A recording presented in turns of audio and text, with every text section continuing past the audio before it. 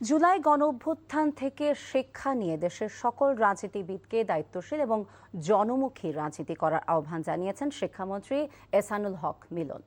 সকালে রাজধানী কৃষিবিদ ইনস্টিটিউট ইনকামিং লিডারশিপ ট্রেনিং সেমিনারে তিনি এই আহ্বান জানান। শিক্ষামন্ত্রী বলেন, শিক্ষার্থীদের নৈতিকতা এবং মূল্যবোধ সম্পন্ন নাগরিক হিসেবে গড়ে তুলতে প্রাথমিক শিক্ষার পাঠ্যক্রমে নৈতিক শিক্ষা সহ বেশ কয়েকটি নতুন বিষয় অন্তর্ভুক্ত করার উদ্যোগ নেওয়া হয়েছে।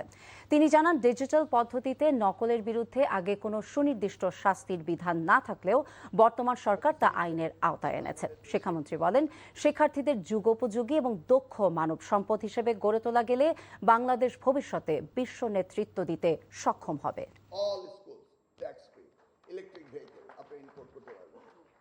হিস্ট্রি আমাদেরকে লেসন দিয়েছে।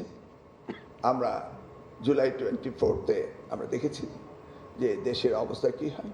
সেখান থেকে আমাদের সকল পলিটিশিয়ানকে শিখতে হবে। পলিটিক্স করতে হবে অন্যের জন্য, নিজের জন্য নয়।